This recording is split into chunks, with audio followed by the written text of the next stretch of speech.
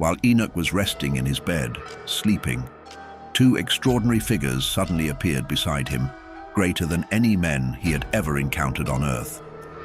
Their faces radiated like the brightness of the sun, and their eyes burned like blazing lamps. From their mouths fire seemed to emerge, and their garments shimmered with what looked like feathers. Their arms, adorned with golden wings, glowed beside his bedside.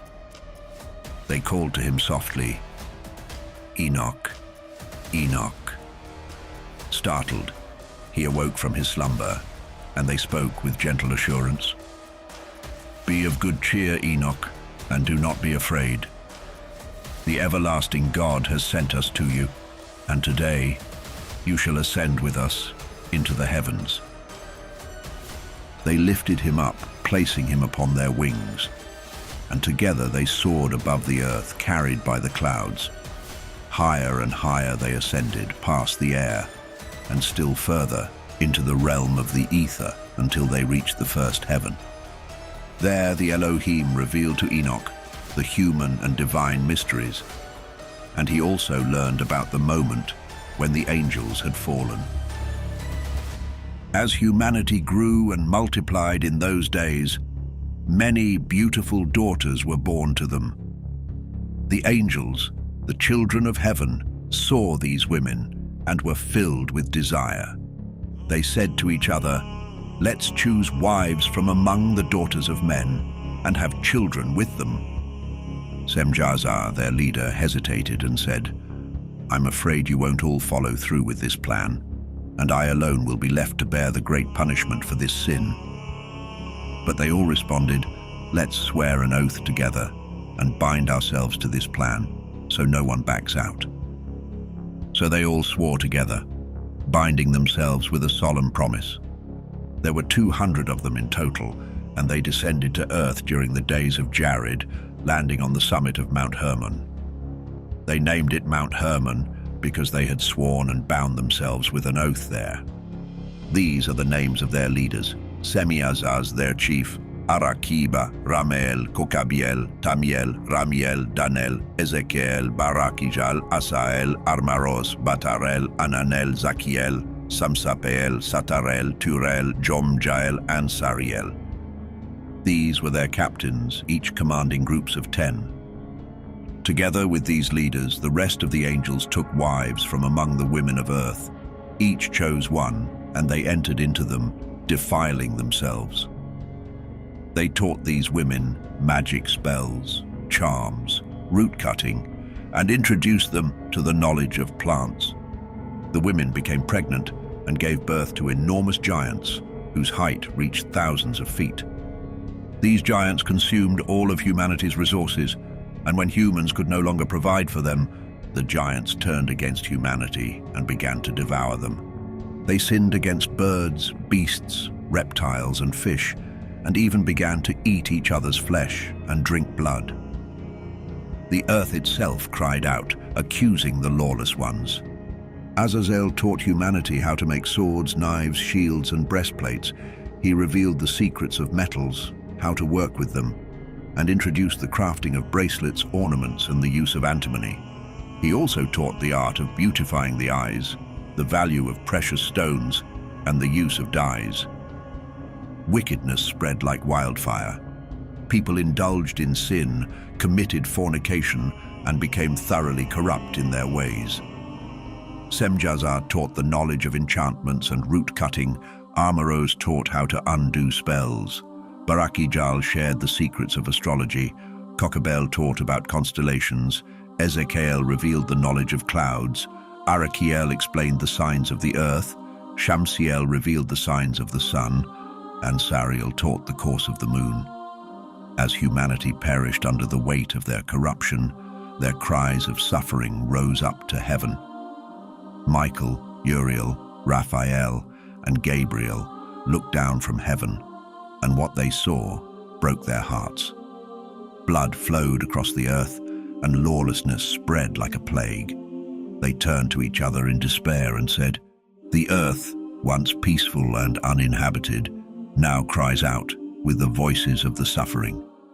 Their cries have reached the very gates of heaven, begging for justice.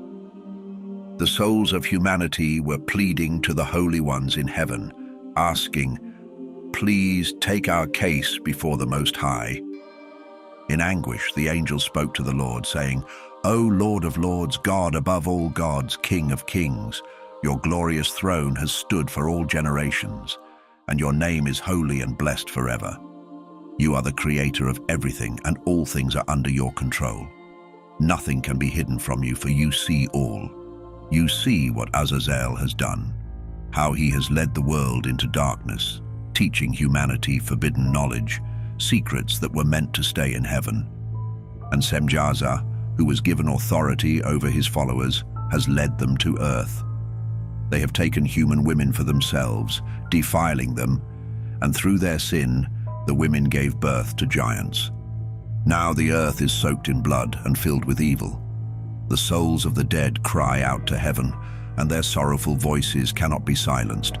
They weep for justice, for the terrible wrongs that are being committed on earth. And you, Lord, you know everything before it happens. You see this devastation, but we don't understand why you allow it. You haven't told us what to do." Then the Most High, the Holy and Great One, finally spoke. His voice thundered with authority, and he sent Uriel to the son of Lamech. "Go to Noah," he commanded, "and tell him, 'In my name hide yourself. The end is near. The whole earth is about to be destroyed by a great flood. Everything will be wiped out. Tell him so he may escape and his descendants may survive, to carry on the generations of the world.'" Then the Lord turned to Raphael and said, "Go, find Azazel, bind his hands and feet, cast him into the darkness, into the desert of Dudail. Dig a deep pit and throw him inside. Pile jagged rocks over him. Let him remain there, buried in darkness, so he may never see the light again. He will stay there forever, and on the day of final judgment, he will be thrown into the eternal fire. But now heal the earth, cleanse it from the corruption brought by the angels, announce the healing of the land, so that not all humanity will perish from the secrets the Watchers revealed. The whole earth has been ruined by what Azazel taught, so let him bear the weight of all sin." The Lord spoke to Gabriel with a heavy command, "Go forth against the unholy offspring, the rebellious and corrupt. Destroy the children born from sin, the children of the fallen Watchers. Set them against each other. Let them battle and wipe each other out, for their days are numbered, and they will not live long." He continued, "And as for their fathers, the Watchers, let no plea they make on behalf of their children be heard. They had hoped for eternal life, thinking their offspring might live for 500 years, but their hopes will be shattered." Then the Lord turned to Michael and said, "Bind Semjaza and his companions, those who have tainted themselves by uniting with women and defiling their purity. When they witness their sons killing each other and see the destruction of those they love, bind them tight in the depths of the earth. They will remain there, imprisoned for 70 generations, until the final judgment, until the day of reckoning that will last forever. On that day, they will be thrown into the fiery abyss, into torment and eternal imprisonment, where they shall never be free. Anyone condemned to destruction will be bound with them, sharing their fate for all generations to come. Wipe away the spirits of the corrupt and the children of the Watchers, for they have wronged humanity. Let all wickedness be cleansed from the face of the earth, and let righteousness and truth take root. Let it be a blessing, a new beginning, where justice and joy will grow forever." The Lord promised, "The righteous will survive, they will thrive, and live long enough to have thousands of descendants. They will live in peace, from their youth to their old age, without fear or sorrow. The earth will be tended with righteousness, flourishing with trees and overflowing with blessings. The most desirable trees will cover the land. Vines will yield an abundance of wine, and the seeds sown in the ground will bear 1,000-fold. Even a small measure of olives will produce 10 presses of oil. Cleanse the earth from all oppression, from every form of evil, sin, and godlessness. Wipe away the filth that has tainted it. Then all the children of humanity will become righteous. Every nation will adore and praise me, and all will worship. The earth will be purified from all defilement, sin, punishment, and torment. Never again will I send such suffering upon it, from generation to generation, forevermore. In those days, I will open the heavenly storehouses of blessings and rain them down upon the earth, rewarding the work and toil of humanity. Truth and peace will walk hand in hand, lasting throughout all the days of the world and across every generation of humankind. Before these events, Enoch had disappeared, hidden away from humanity. No one knew where he had gone or what had become of him. Enoch's life was intertwined with the Watchers, and he spent his days among the holy ones. I, Enoch, bless the Lord of Majesty, the King of all ages. And then the Watchers summoned me, Enoch, the scribe. They called to me and said, Enoch, you scribe of righteousness, go and deliver this message to the Watchers of heaven, those who abandoned their holy and eternal dwelling, who defiled themselves by uniting with women and behaved like the children of earth.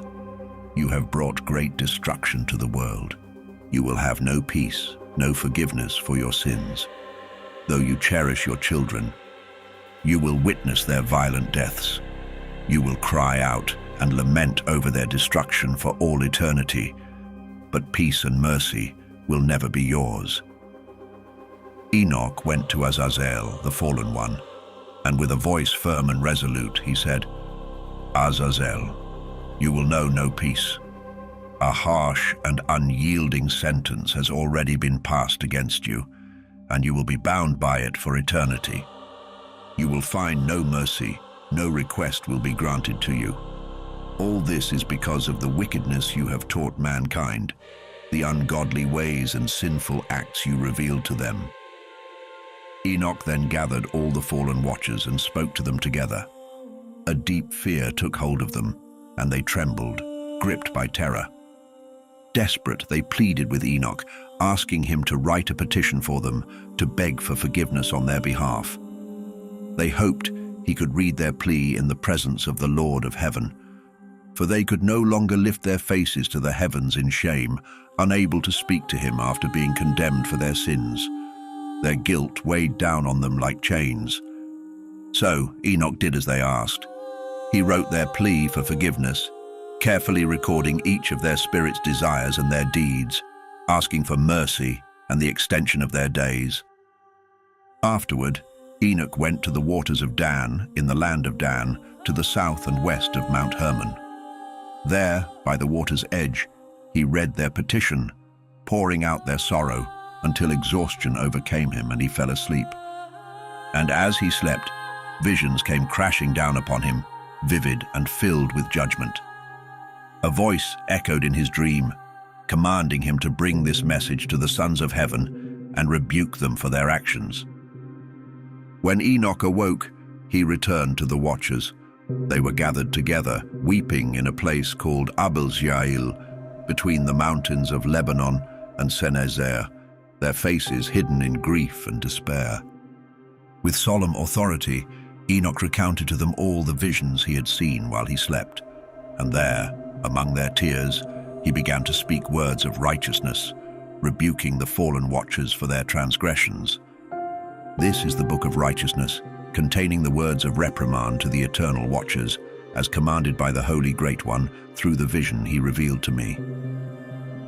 In the midst of my sleep, I saw these things, and I now speak them aloud with my human tongue, using the breath given by the Great One to mankind, to communicate and to understand in our hearts. Just as he gave man the power to comprehend wisdom, so too has he given me the power to rebuke the Watchers, the once holy children of heaven. I wrote out your petition, and in my vision I saw the truth. Your request will not be granted, not now, not ever. Judgment has been passed upon you for all eternity. From this moment on, You shall never ascend to heaven again. You will remain bound to the earth, confined in its depths, for all the days of the world's existence.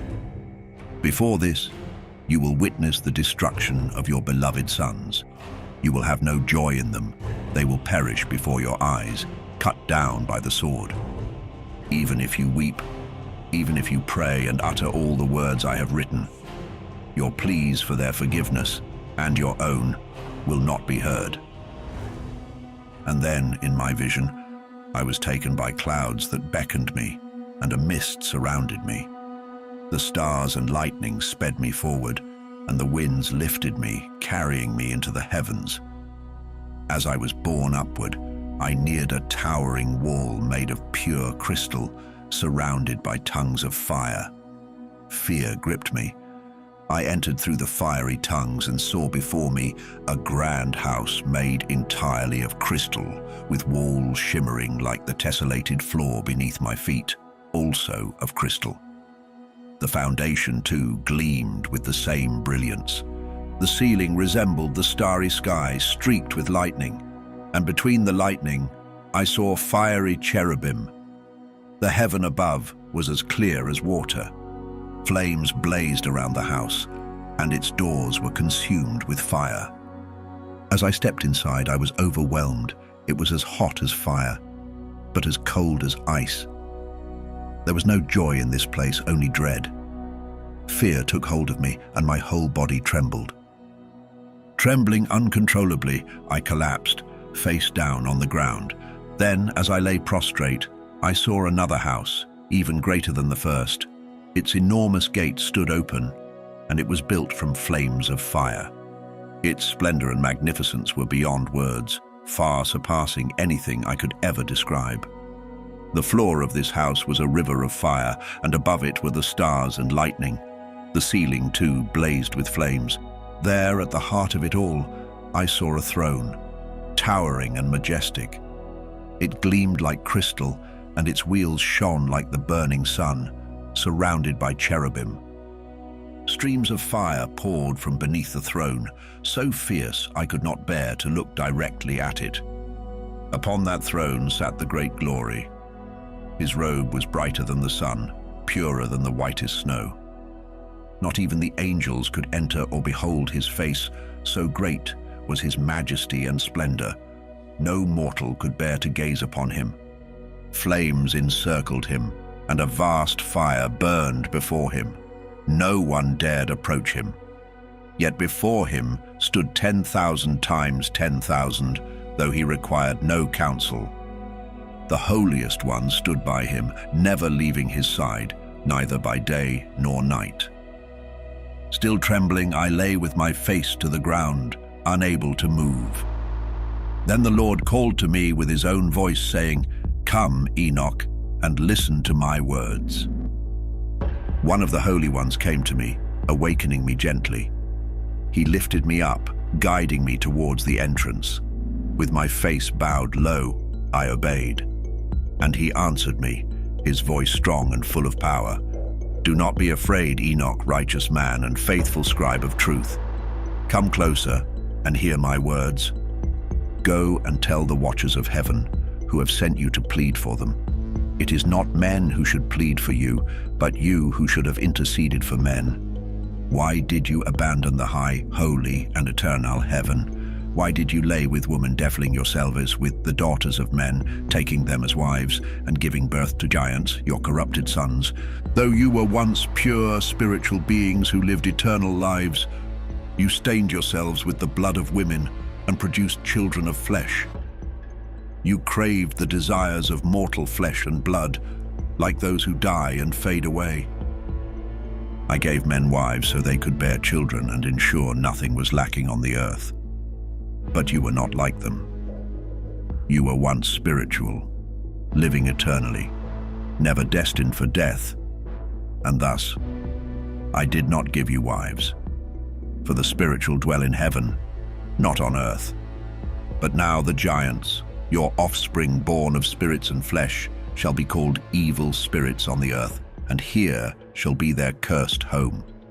From their bodies, evil spirits have come forth. Their origin lies with you, the fallen watchers. These evil spirits will dwell among men, bringing havoc upon the earth. These spirits will be called evil because they come from both human and heavenly flesh. They belong to neither, yet they shall torment both. The spirits of the heavenly beings remain in heaven, but the spirits born from the earth, from your sin, shall remain bound to it forever. These spirits of the giants shall bring suffering. They afflict, oppress, destroy, and make war. They do not need food, but are ever hungry and thirsty. Their endless cravings cause misery, and they will rise up against men and women, for they are born of both. Since the days when the giants were slain, their spirits have wandered the earth, destructive, rebellious, and relentless. They shall continue to torment until the day of the final judgment, when all will be brought to an end, both for the watchers and the godless alike. It is on that day that the age will be fully completed. Now, regarding the watchers who sent you to intercede on their behalf, tell them this. Yes, you once dwelled in heaven, but not all the mysteries were revealed to you. Instead, you grasped at knowledge. In the hardness of your hearts, you made these hidden things known to women. Through this, men and women alike now commit great evil on the earth. Therefore, tell them, you shall find no peace, neither in heaven nor on earth. Enoch was taken to a place where those who dwelled there blazed like flames of fire. But when they wished, they could appear as men. Enoch was brought to a vast mountain, whose summit stretched up to the very heavens. He saw the places where the stars and lights of the sky are kept, and the deepest depths where thunder, lightning, and fiery weapons, arrows and a flaming sword, are stored. He was led to living waters and to the blazing fire in the west, where the sun sets each evening. Enoch came to a river of fire, its flames flowing like water, pouring into the great western sea. He saw the great rivers of the world and journeyed into the darkness to a place where no living creature can walk. He beheld the mountains covered in winter's shadow and the source from which the waters of the deep flow. He saw the mouths of every river and the entrance to the vast depths below. Enoch saw the storerooms of all the winds and observed how they were arranged to shape creation and lay the strong foundation of the earth. He saw the cornerstone of the earth and the four winds that uphold both the earth and the sky. He watched how the winds spread out the skies, standing between heaven and earth like the pillars that support the heavens. He saw the heavenly winds that turn the sun and guide the stars in their paths. He saw the winds on earth, carrying the clouds and the pathways of angels. At the edge of the earth, he saw the sky above. He went further and saw a place burning day and night, with 7 magnificent mountains, 3 to the east and 3 to the south. The eastern mountains were made of colorful stone, pearl, and jacinth, while the southern mountains were of red stone. The central mountain rose high into the heavens like God's throne, made of pure alabaster with a sapphire summit. Flames burned before him, and beyond these mountains lay the end of the earth. He saw where the heavens were completed. There was a deep abyss, filled with columns of heavenly fire, stretching beyond what he could measure in both height and depth. Beyond that abyss, he saw a place with no sky above and no solid ground below, an empty, desolate wasteland. There, he saw 7 stars burning like great mountains and asked about them. The angel told him, "This is the end of heaven and earth. This is the prison of the stars and the heavenly beings. These stars, which roll over the fire, are those who disobeyed the Lord's command. They failed to rise when they were supposed to. Because of their disobedience, he became angry with them and bound them here until the time when their guilt will be fully judged, even for 10,000 years. Uriel said to Enoch, "Here will stand the angels who defiled themselves by taking human women. Their spirits now take many forms, leading mankind astray and causing them to worship demons as gods. Here they shall remain until the great day of judgment, when they will finally be destroyed. The women who are led astray by these angels will become sirens, calling men to their doom. And Enoch alone saw this vision, the end of all things. No other man shall witness what he has seen. Enoch continued his journey with the holy angels who revealed the mysteries of the universe to him. He was introduced to the celestial guardians who oversee humanity. These are the names of the holy angels, Enoch began. Uriel, who oversees the world and the depths of Tartarus. Raphael, who watches over the spirits of men. Raguel, who takes vengeance on the world of the luminaries. Michael, who is set over the best part of humanity and over chaos. Sarakiel, who is set over the spirits of those who sin in spirit.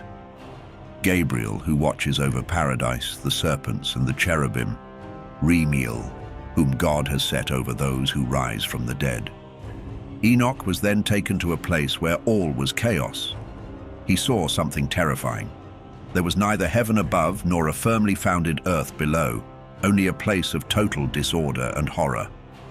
In that place, he saw 7 stars bound together in this chaotic space, burning like giant mountains of fire. Enoch asked, "For what sin are these stars bound? Why have they been cast here?" Uriel, one of the holy angels who was with him and was chief over them, replied, "Enoch, why do you ask? Why are you so eager to know the truth?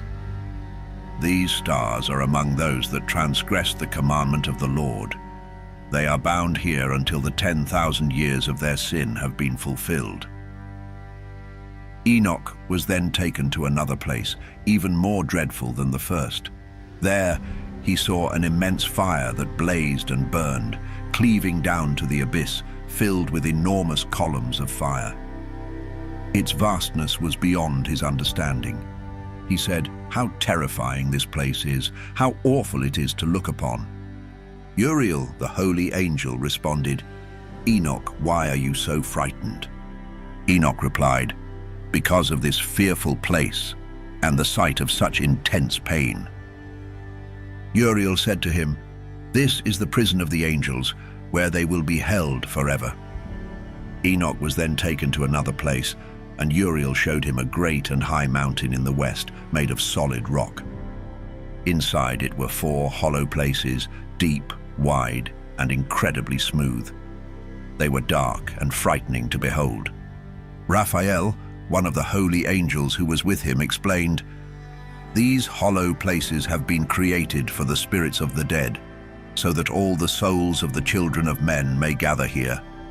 These places will hold them until the day of their judgment, when the appointed time for them will come." Enoch saw the spirits of the children of men who had died, and their voices rose up to heaven, pleading for justice. He asked Raphael, "Whose spirit is this that cries out so desperately?" Raphael answered, "This is the spirit of Abel, whom his brother Cain murdered. His voice cries out for vengeance until Cain's descendants are destroyed from the face of the earth." Enoch then asked about the different hollow places. "Why are they separated?" Raphael responded, "These 3 divisions have been made to separate the spirits of the righteous from the sinners. In one of these places, there is a bright spring of water for the righteous. Another has been set aside for sinners who died without facing judgment during their lifetime. Here, their spirits will be held in great pain until the day of judgment, when they will face their punishment and torment. There, they will be bound forever, and their spirits will know no peace. A 3rd division has been made for those who cry out for vengeance, whose lives were cut short by the wicked. And another is for the spirits of men who were sinners, wholly corrupt in their transgressions. They shall remain together in torment, but they will not be destroyed on the day of judgment, nor will they ever rise again." Enoch then blessed the Lord of glory and said, "Blessed be the Lord of righteousness, who rules forever." He then journeyed to a place west of the ends of the earth. There, he beheld an unending blaze that never ceased its fiery path, day or night, continuing its relentless course without a moment's rest. Curious, he asked, "What is this relentless fire?" Raguel, one of the holy angels accompanying him, responded, "This is the western fire you see, which relentlessly pursues all the celestial lights of heaven." Enoch traveled further to another location on the earth and was shown a range of fiery mountains that burned ceaselessly, both day and night. Moving past this, he saw 7 grand mountains, each unique and splendid. 3 rose majestically in the east, 1 above the other, and 3 in the south, similarly stacked, with rugged, separate ravines between them. The 7th mountain stood in their midst, towering above the others like a throne, surrounded by aromatic trees. Among these trees was one unlike any Enoch had ever encountered. Its fragrance was unmatched, and its leaves, blooms, and wood never withered. Its fruit was as beautiful as palm dates. Enoch admired the tree's beauty and its delightful fragrance, noting the loveliness of its leaves and blossoms. Michael, the revered leader of the holy angels, responded to Enoch's wonder. Michael asked Enoch, "Why are you so curious about the tree's fragrance, and why do you seek the truth about it?" Enoch replied, "I wish to understand everything, particularly about this extraordinary tree." Michael explained, "This towering mountain you see, with its summit resembling God's throne, is indeed his throne. The Holy Great One, the Lord of Glory, the Eternal King, will one day descend to earth to visit in kindness. Until the great judgment comes, no mortal is allowed to touch this fragrant tree. At that time, when divine justice is meted out and all is brought to its final state, the tree will be given to the righteous and holy. Its fruit will nourish the chosen ones, and the tree will be transplanted to the sacred place, the Lord's eternal temple. Then they will experience joy and happiness and enter the holy place.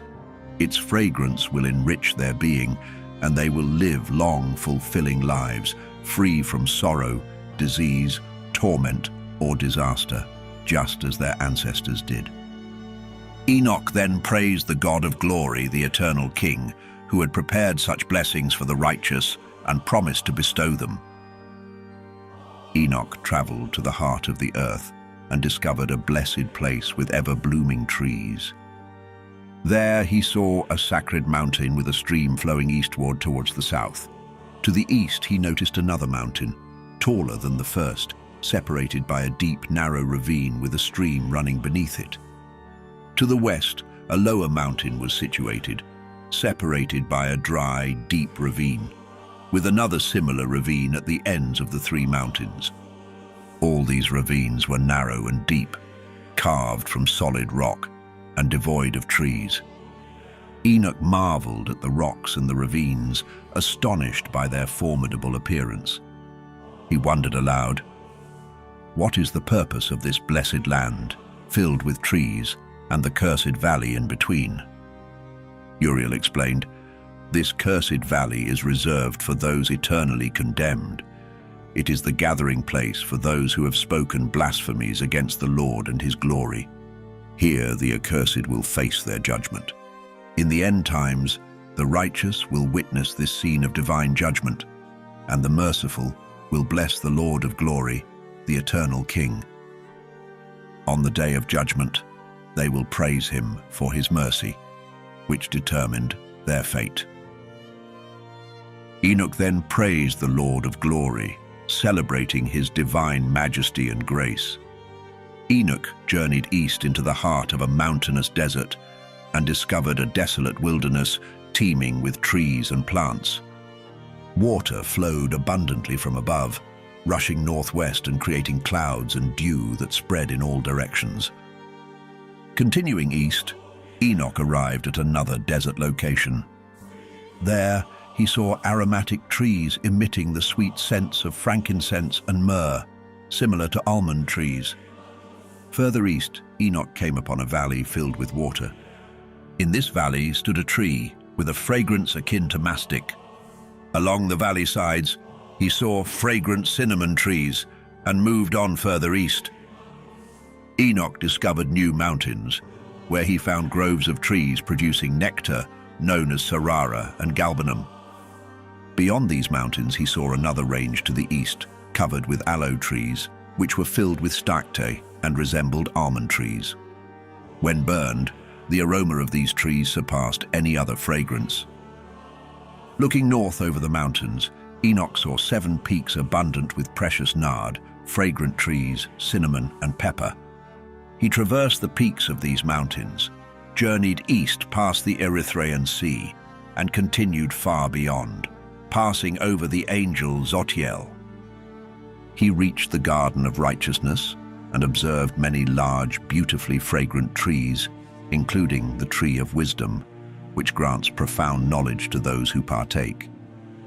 This tree was as tall as a fir, with leaves like those of the carob tree and fruit resembling vine clusters, exuding a far-reaching fragrance.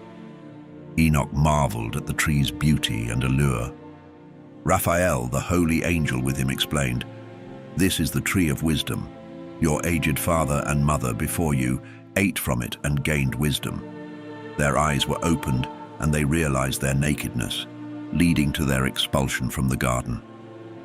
Enoch traveled to the farthest reaches of the earth and encountered a variety of majestic beasts, each unique in form. He also observed birds, each distinct in appearance, beauty, and song. To the east of these creatures, he saw where the heavens touch the earth and the portals of the heavens open wide. He witnessed how the stars emerge from these portals, counting and recording each star's exit, noting their names, paths, positions, timings, and months, as shown to him by Uriel, the holy angel accompanying him. Uriel revealed and documented everything for Enoch, including the stars' names, their laws, and their groupings. Enoch then journeyed north to the edge of the earth, where he saw a magnificent sight at the very ends of the world. He observed 3 portals in the sky, through which northern winds emerge, bringing cold, hail, frost, snow, dew, and rain. When the winds blow from one of these portals, they are gentle and beneficial. However, when the other 2 portals release their winds, they come with harshness and suffering, creating tumultuous conditions on earth. Moving west to the far reaches of the earth, Enoch saw 3 more heavenly portals, identical to those he had seen in the east, with the same number of openings. Enoch traveled south to the extremities of the earth and found 3 open heavenly portals there, from which dew, rain, and wind emerge. Returning to the east, he saw 3 eastern portals of heaven open, along with smaller portals above them. Through these smaller portals, the stars traverse their paths westward, following their designated routes. Each time Enoch observed these wonders, he praised the Lord of glory, celebrating his magnificent creations and the greatness of his work. He blessed the Lord for demonstrating his power to angels, spirits, and humanity, so that all might admire and honor his mighty deeds and eternal craftsmanship. Enoch spoke his words of blessing to the elect and righteous, those who will endure the trials of the final days, when the wicked and godless will be removed. He saw a vision of the Holy One in the heavens, revealed to him by the angels. From them, he heard and understood everything he saw. But this message is meant not for his generation, but for a future one yet to come. Regarding the elect, Enoch prophesied, "The Holy Great One will emerge from his dwelling, and the eternal God will set foot upon the earth on Mount Sinai. He will appear from his divine encampment and reveal his mighty strength from the highest heaven. All will be struck with terror. The watchers will tremble, and a profound fear will grip the earth. The lofty mountains will shake, the high hills will be flattened, and they will melt like wax before a fire. The earth will be torn apart, and all upon it will perish, with a final judgment on all humanity." Yet he will grant peace to the righteous, protect the elect, and show them mercy. They will belong to God, be prospered and blessed. He will support them, shine light upon them, and make peace with them. Behold, he will come with thousands of his holy ones to execute judgment upon all, to destroy the ungodly, to convict all flesh of the wicked deeds they have committed, and all the harsh words spoken against him. Observe everything that happens in the heavens, how the celestial bodies maintain their orbits, and how each luminary rises and sets precisely according to its season, never deviating from its appointed path. Look at the earth and pay attention to its consistent patterns from beginning to end. Nothing changes. All the works of God are evident. Notice how summer and winter fill the earth with water, clouds, dew, and rain. In winter, observe how trees seem to wither and shed their leaves, except for 14 trees that retain their foliage for 2 to 3 years until new leaves come. During summer, observe how the sun remains directly overhead, causing intense heat. You seek shade from its scorching rays, and the earth becomes too hot to walk on. Watch how trees become green and bear fruit. Understand and recognize the works of God, who has made everything so.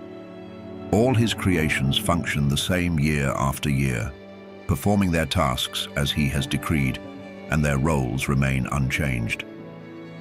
Similarly, the sea and rivers follow their divine commands without altering their functions. But you have not been steadfast, nor have you followed the Lord's commandments. You have turned away and spoken harsh, prideful words against his greatness. Therefore your days will be cursed, and the years of your life will be consumed, with eternal damnation and no mercy for you. In those days, your names will become an eternal curse among the righteous, and those who curse will do so in your name, the sinners, and godless will invoke curses because of you. For you, the ungodly, there will be a curse. The righteous will rejoice, finding forgiveness, mercy, peace, and salvation. They will receive a bright light. But sinners will find no salvation, only a curse will be upon them. For the elect, there will be light, joy, and peace, and they will inherit the earth. Wisdom will be granted to the elect. They will live without sinning again, free from ungodliness and pride. Those who are wise will be humble. They will never transgress again. They will not face divine anger or wrath. Their days will be fulfilled in peace. Their lives will be filled with eternal joy and peace throughout all their days. Enoch, the son of Jared, grandson of Mahalalel, and descendant of Adam, shared the second vision he received, a vision of wisdom. This vision marked the beginning of Enoch's prophetic words, which he shared with the people of the earth. Listen, all you who have lived before, and those who will come after, to the messages of the Holy One spoken before the Lord of Spirits. Though it might seem fitting to reveal these truths solely to the ancients, this wisdom could not be kept from those living now or from future generations.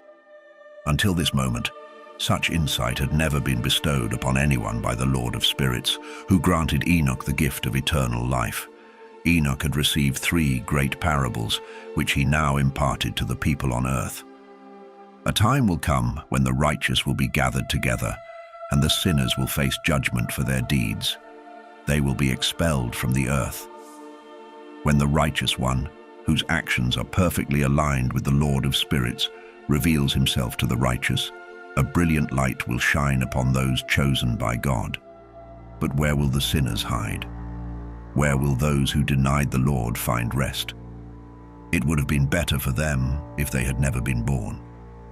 When the secrets of the righteous are unveiled and the wicked are judged, the powerful and exalted of the earth will lose their status. They will be unable to stand before the holy, for the Lord of Spirits will illuminate the faces of the righteous and the elect. The mighty rulers will perish and be handed over to the righteous and holy. From that point on, they will no longer be able to seek mercy from the Lord of Spirits, for their lives will have ended. In those days, holy and chosen children will descend from the heavens and unite with the children of men. Enoch received sacred writings filled with fervor, judgment, and sorrow. Yet no mercy will be granted to the wicked, declares the Lord of Spirits. One day, a whirlwind carried Enoch away from the earth and placed him at the edge of the heavens. There, he witnessed the abodes of the holy and the resting places of the righteous. He saw how they prayed and interceded for humankind, with righteousness flowing like an endless river and mercy descending like gentle dew upon the earth. This state of righteousness and mercy will endure forever.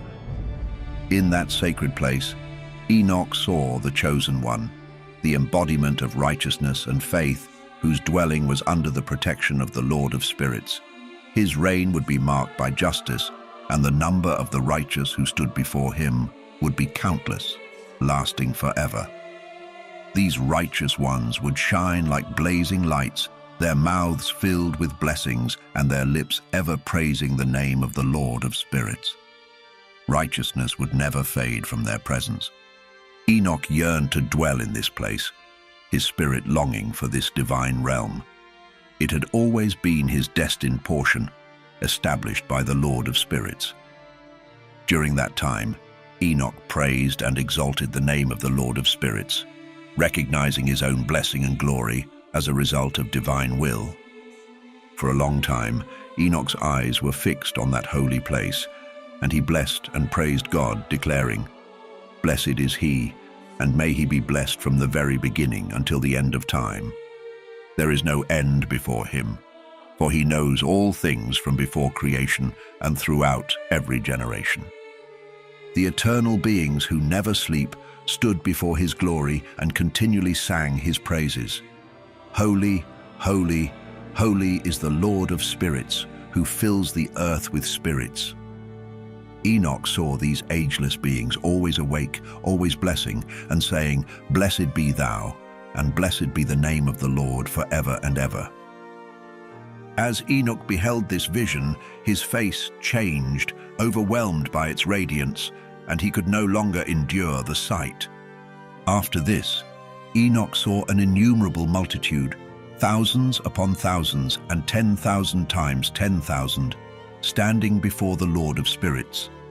Surrounding the Lord on all four sides were four distinct presences, different from the eternal beings Enoch had seen before. An angel who accompanied him revealed their names and showed him all the hidden truths. The voices of these four presences rang out in praise before the Lord of Glory. The first voice praised the Lord of Spirits eternally. The second voice blessed the elect one and the chosen ones who rely on the Lord of Spirits. The third voice prayed and interceded for the people on earth, pleading in the name of the Lord of Spirits. The fourth voice stood firm against the Satans, preventing them from accusing the people of the earth before the Lord of Spirits. Enoch then asked the angel of peace, who had shown him all these hidden things, "Who are these four presences whose words I have heard and recorded?" The angel responded, "The first is Michael, the compassionate and patient one. The second is Raphael, who oversees all diseases and wounds of humanity. The third is Gabriel, who is in charge of all the powers. The fourth is Phanuel, who oversees the repentance and hope of those who will inherit eternal life. These are the four angels of the Lord of Spirits, and the voices you heard in those days." Next, Enoch saw all the secrets of the heavens, how the kingdom is organized, and how the actions of people are measured. He observed the homes of the elect and the holy, and witnessed sinners being expelled from these sacred places for denying the name of the Lord of Spirits. They were dragged away, unable to remain due to the punishment that came from the Lord of Spirits. Enoch also saw the secrets of lightning and thunder, the division of the winds as they blow across the earth, and the mysteries of clouds and dew. He observed their origins and how they saturate the dry earth. He saw the chambers where the winds are divided, including the chambers of hail, mist, and clouds, which have hovered over the earth since the world began. He witnessed the chambers of the sun and moon, observing their paths and their glorious returns. He saw how one is superior to the other and their majestic orbits, noting that they never stray from their paths. They neither add to nor subtract from their courses, and remain faithful to their celestial oath. The sun follows its path according to the command of the Lord of Spirits, whose name is mighty forever. Enoch also saw the hidden and visible paths of the moon, which completes its course day and night. Both sun and moon, positioned opposite each other before the Lord of Spirits, give thanks and praise without rest. Their very existence is a testament to their thanksgiving. The sun brings either blessing or curse, while the moon's path brings light to the righteous and darkness to the sinners, as decreed by the Lord, who separated light from darkness. He divides the spirits of men, strengthens the spirits of the righteous, and judges all with his righteousness. No angel or power can hinder this divine order. All are judged before him. Wisdom, initially unable to find a dwelling place, was eventually given a home in the heavens. When wisdom sought to reside among humanity, she found no suitable place and returned to her celestial realm, taking her seat among the angels. Meanwhile, unrighteousness emerged from her chambers, seeking but failing to find a place among the righteous. Instead, unrighteousness settled among those who were lost, like rain in a desert or dew on parched land. Enoch witnessed an awe-inspiring sight, countless flashes of lightning and stars of the heavens, all called by their names, responding to the Lord of Spirits. He observed how these celestial bodies were weighed in a just balance according to their light, and how their distances, appearances, and revolutions were meticulously measured. Their movements, synchronized with the number of angels, demonstrated their faithful coordination. Curious about these celestial phenomena, Enoch inquired of the angel who accompanied him, "What are these?" The angel replied, "The Lord of Spirits has shown you their symbolic meaning. These are the names of the holy ones who dwell on earth and remain steadfast in their faith in the Lord of Spirits forever." Enoch saw another remarkable sight concerning the lightning. Some stars transformed into lightning and remained in this new form permanently, unable to return to their original state. Enoch began recounting the second parable, addressing those who reject the sacred dwelling places of the holy ones and the Lord of Spirits. Such individuals will never ascend to heaven, nor find peace on earth. This is their fate. Those who have denied the name of the Lord of Spirits are reserved for a day of great suffering and tribulation. On that day, the elect one will sit upon the throne of glory and judge their deeds. Their resting places will be countless, and their souls will find strength as they witness the elect ones and those who have called upon the glorious name of the Lord. Then the elect one will dwell among them. The heavens will be transformed into a realm of eternal blessing and light, and the earth will be made a place of blessing. The elect ones will inhabit it, while sinners and wrongdoers will be barred from entering. The righteous will be given peace and will dwell in the presence of the Lord, but for the sinners, judgment awaits. They will be eradicated from the earth. In Enoch's vision, he saw a figure with a head of days, whose hair was white as wool. Accompanying this figure was another being with a countenance like that of a man, radiating grace akin to the holy angels. Enoch asked the angel who guided him about this Son of Man, who he was, where he came from, and why he accompanied the head of days. The angel explained, "This is the Son of Man who embodies righteousness. He possesses righteousness, reveals hidden treasures, and has been chosen by the Lord of Spirits. His place of honor before the Lord of Spirits is eternal and upright. This Son of Man will topple kings and mighty rulers from their thrones, shatter the power of the strong, and destroy the wicked. Those who fail to praise and acknowledge the origin of their power will be cast down. Their faces will be filled with shame, and they will dwell in darkness and decay, with no hope of redemption, because they did not honor the name of the Lord of Spirits. These are the ones who judge the stars of heaven, rebel against the Most High, and tread upon the earth with their unrighteous deeds. Their power is based on their wealth, their faith rests in the gods they have made with their own hands, and they deny the name of the Lord of Spirits. They also persecute the congregations and faithful who rely on the Lord's name. In those days the prayers of the righteous and the cries of the innocent blood shed upon the earth will rise before the Lord of Spirits. The holy ones dwelling in the heavens will unite their voices in a powerful chorus of supplication, prayer, praise, and gratitude, seeking that the blood of the righteous and their prayers not be in vain.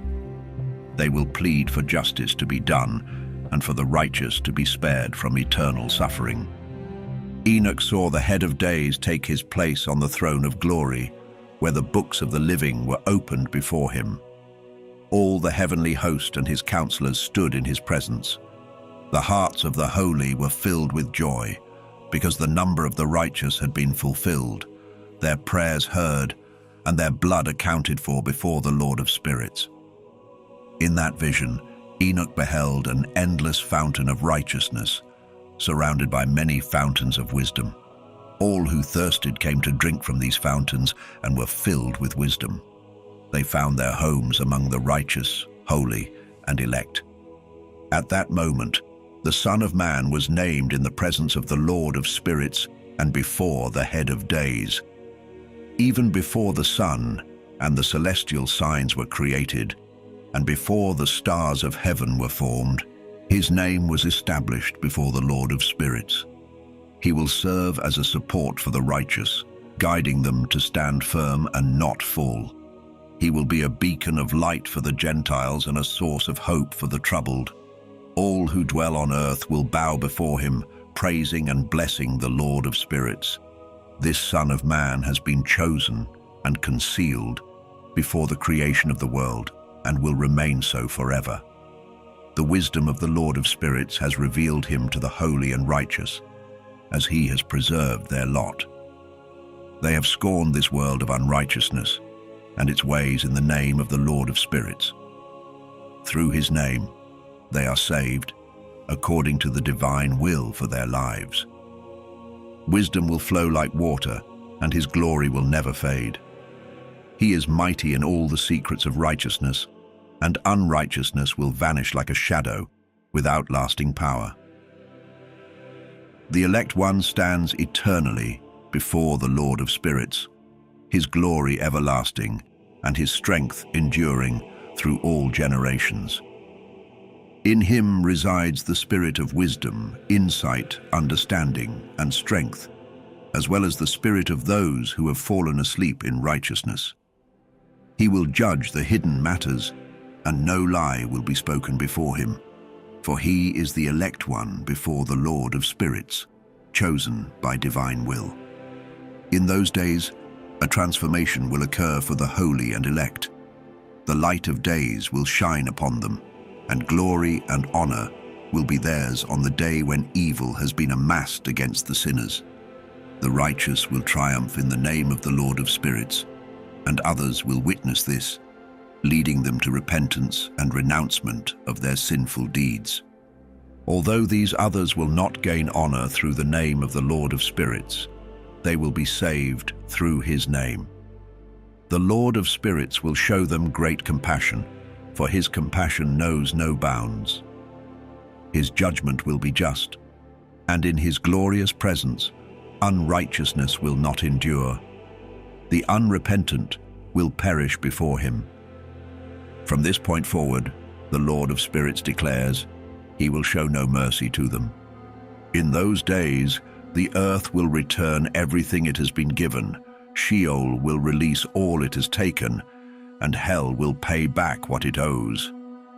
For during that time, the elect one will rise up, and he will choose the righteous and holy from among them. The moment of their salvation is at hand. The elect one will then take his seat on the throne of the Lord of Spirits, and his words will reveal all the deep secrets of wisdom and guidance, for the Lord of Spirits has granted him these truths and has exalted him. In those days, even the mountains will dance with joy like rams, and the hills will leap like lambs basking in milk. the faces of all the heavenly angels will shine with uncontainable joy. The earth will burst into rejoicing, and the righteous will find their home upon it, while the chosen ones will walk freely upon its surface. After those days, in the place where the visions of hidden things had been seen, after being swept away in a whirlwind towards the west, there were revealed the secret treasures of heaven, a mountain of iron, a mountain of copper, a mountain of silver, a mountain of gold, a mountain of soft metal, and a mountain of lead. Enoch asked the angel accompanying him, "What are these things I have seen in secret?" The angel answered, "These things you have seen are destined to serve the reign of his anointed, so that he may wield great power and might upon the earth." The angel of peace then said, "Wait a moment, and you will be shown all the hidden things that surround the Lord of Spirits. The mountains seen, the iron mountain, the copper mountain, the silver mountain, the gold mountain, the soft metal mountain, and the lead mountain will become as fragile as wax before, a fire and as malleable as water pouring down. They will lose all their strength in the presence of the elect one. It will come to pass in those days that no one will find salvation through gold or silver, and none will escape. All will be powerless. There will be no iron for battle, no armor to protect. Bronze will be useless, tin will be worthless, and lead will be rejected. All these things will vanish and be destroyed from the earth's surface when the elect one appears before the Lord of Spirits. A deep, gaping valley was seen where all who live on earth, sea, and islands would bring gifts, tributes, and tokens of homage. Yet this valley would never be filled. Their hands are stained with lawless deeds, and sinners consume and oppress everyone they wrongfully dominate. Yet they will face destruction before the Lord of Spirits, be banished from his earth, and perish forever. All the angels of punishment were seen there, preparing the tools of Satan.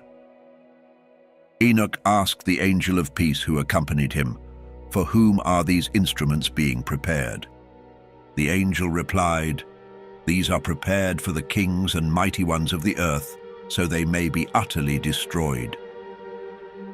Afterward, the righteous and elect one will reveal the house of his congregation, and they will no longer be hindered in the name of the Lord of Spirits.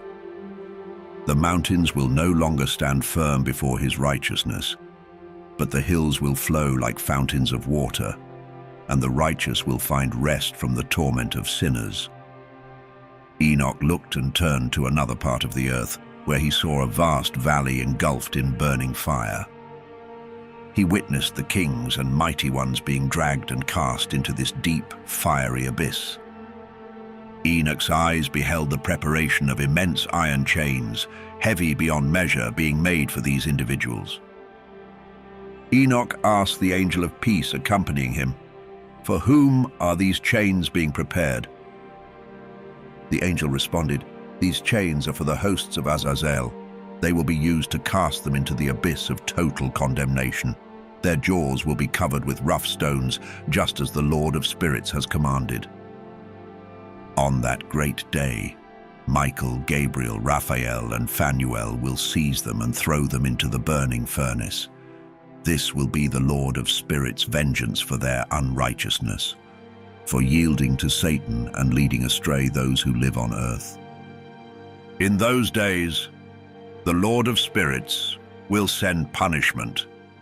He will open all the water chambers above the heavens and the fountains below the earth."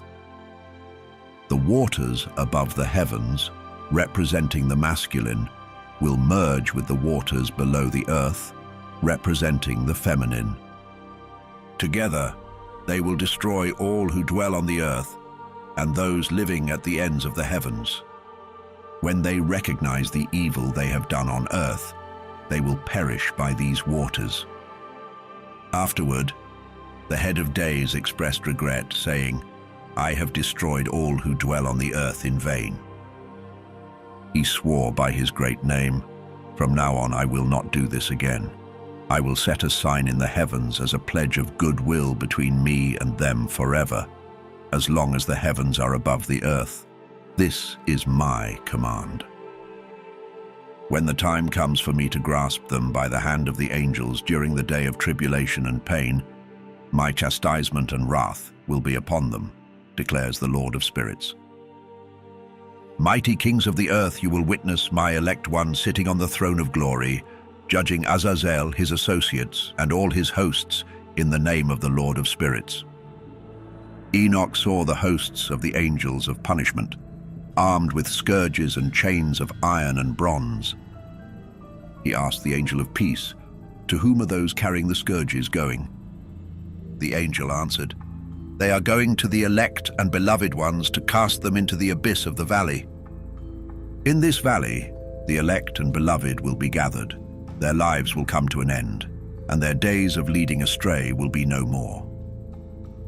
In those days, the angles will return and move eastward towards the Parthians and Medes. They will incite unrest among the kings, rousing them from their thrones. These kings will burst forth like lions from their dens and wolves among their flocks, trampling over the land of the elect. But the city of the righteous will hinder their advance. They will fight amongst themselves, and their right hands will turn against one another. Men will no longer recognize their brothers, or sons their fathers and mothers, leading to a slaughter with countless corpses and punishment that will not be in vain. In those days, Sheol will open its jaws, swallowing them up, and their destruction will be complete. Sheol will consume the sinners in the presence of the elect. And it came to pass after this that Enoch saw another host of wagons, with men riding on them, traveling on the winds from the east, the west, and the south. The noise of their wagons was thunderous. When this tumult occurred, the holy ones in heaven noticed it, causing the pillars of the earth to shift from their places. The sound echoed from one end of the heavens to the other in a single day. All beings will fall down and worship the Lord of Spirits. This marks the end of the second parable.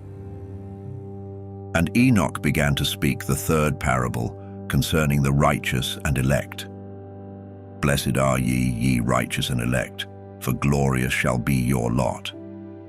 The righteous will bask in the light of the sun, and the elect will dwell in the light of eternal life. Their days will be endless, and the days of the holy will be without count. They shall seek the light and find righteousness with the Lord of Spirits. Peace will be theirs in the name of the eternal Lord.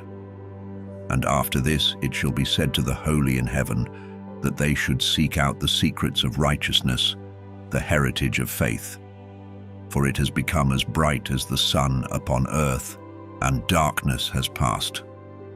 There will be a light that never fades, and it will have no end. The darkness will be destroyed first, and the light of uprightness will be established forever before the Lord of Spirits. In those days, Enoch's eyes were opened to the secrets of the lightning and the lights, and the judgments they execute. They bring blessings or curses as the Lord of Spirits wills. And Enoch saw the secrets of the thunder, and how when it roars in the heavens, its sound is heard on earth. He witnessed the judgments executed, whether for well-being and blessing or for a curse, according to the word of the Lord of Spirits. And after this, all the secrets of the lights and lightnings were revealed to Enoch. They illuminate for blessings and fulfillment. In the year 500, in the 7th month, on the 14th day of the month in the life of Enoch, a great quaking occurred. The heavens trembled, and the hosts of the Most High, as well as the angels, 1,000 thousands and 10,000 times 10,000, were deeply disturbed. The head of days took his seat on the throne of his glory, surrounded by the angels and the righteous. A great trembling seized Enoch. Fear overwhelmed him. His body weakened, and he fell upon his face. Michael sent another angel from among the holy ones, who raised Enoch up. When Enoch was raised, his spirit returned, for he had been unable to endure the sight of the heavenly host and the commotion shaking the heavens. "Why are you so troubled by this vision?" Michael asked him. "Until today, the Lord has extended his mercy to those on earth, showing patience and long-suffering. But a time is coming when the power, judgment, and punishment that the Lord of Spirits has prepared will descend upon those who defy his law, those who reject justice, and those who speak his name in vain.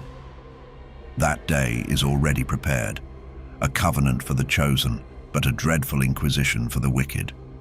On that day, his punishment will not be withheld, and the judgment will be so severe that mothers will perish with their children, fathers with their offspring. Afterward, the judgment will be carried out with the Lord's justice and compassion." Michael continued, "Two great creatures were set apart on that day. Leviathan, the female, was cast into the depths of the oceans to dwell near the water's springs. The male, Behemoth, was placed in a desolate wilderness called Duidain, east of the garden where the elect dwell. This is where Enoch's forefather, the seventh from Adam, was taken up, the first man created by the Lord of Spirits. Curious, Enoch asked one of the angels to reveal the power of these beasts and to explain how they were separated on a single day, one thrown into the sea and the other into the dry wilderness. "You seek to know what is hidden," the angel responded. Another angel, guiding Enoch, began to unveil the mysteries of the cosmos, explaining the workings of the heavens, the depths of the earth, the ends of the firmament, and the foundation of the world. He showed Enoch the chambers of the winds and how they are divided and measured, each portal corresponding to its own power. The angel explained the movement of the moon, the divisions of the stars by name, and how everything in creation has its designated order. The angel spoke of the thunder, revealing the secret places where it rests, waiting for its roar. Thunder and lightning, though not one, are bound together. They move through the power of the Spirit and never part. When the lightning flashes, thunder soon follows, and the Spirit controls the pause between them. The storehouse of thunder, he said, is as vast as the sands, and each peal is restrained and released by the Spirit to move across the earth. The angel went on to describe the powerful spirit of the sea, which pulls the waters back and forth across the mountains with unyielding strength. He also spoke of the spirits of frost, hail, snow, and mist, each governed by its own angel. The snow, he said, rises like smoke and contains a spirit of its own, frost. The mist, unlike the others, dwells in its own chamber, glorious in both light and darkness, with an angel overseeing its course through the seasons. The dew, too, has its place at the edges of the heavens, connected to the chambers of rain. As the rain is released from its chamber, angels lead it forth, uniting it with the waters of the earth.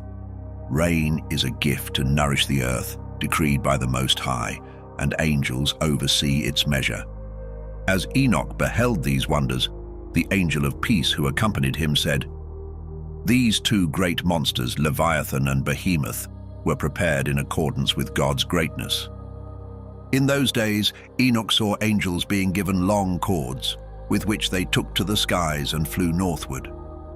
He asked the angel with him why they had taken these cords and left.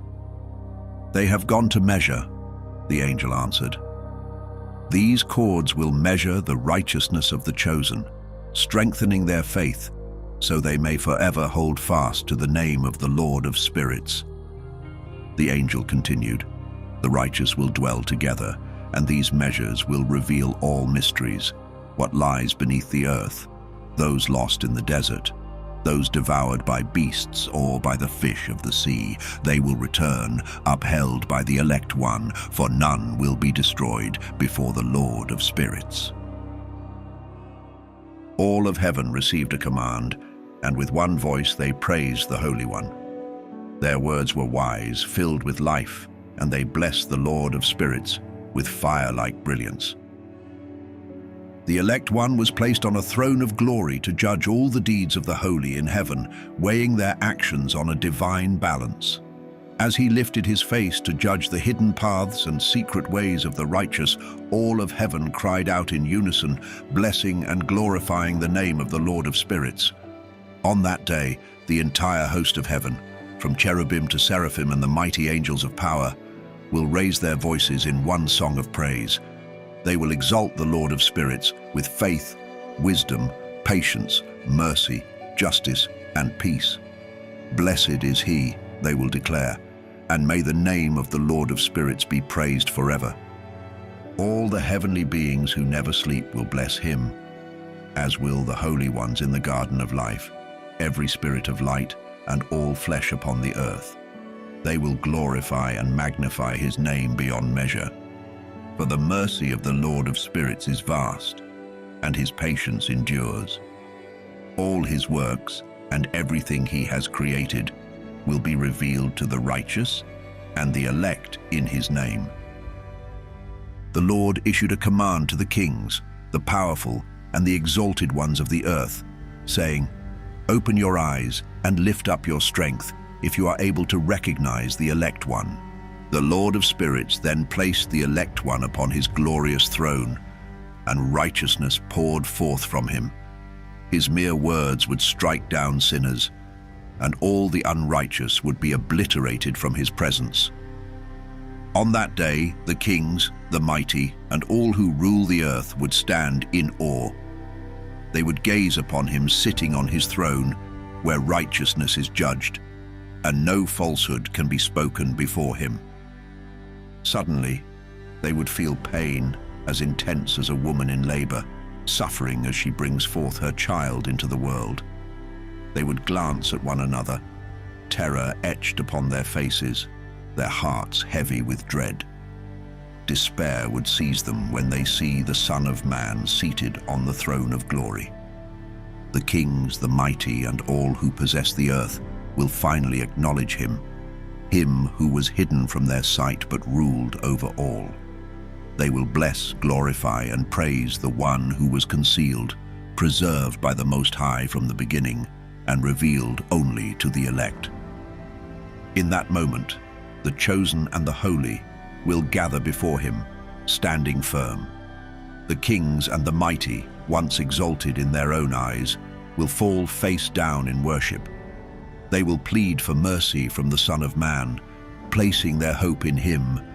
Yet the Lord of Spirits will press them so harshly that they will flee from his presence, their faces full of shame, darkness deepening upon them. He will hand them over to the angels of punishment to exact vengeance for their oppression of his chosen ones. Their downfall will be witnessed by the righteous and elect, who will rejoice, for the wrath of the Lord of Spirits will rest upon the oppressors. His sword will be drenched in their blood. On that day, the righteous and elect will be saved, never again to witness the faces of sinners and the unjust. The Lord of Spirits will dwell among them, and they will share meals with the Son of Man, rising and lying down in peace forever and ever. The righteous and the elect will rise from the earth, no longer burdened with sorrow. They will be clothed in garments of glory, garments of life bestowed by the Lord of Spirits, which will never age nor fade.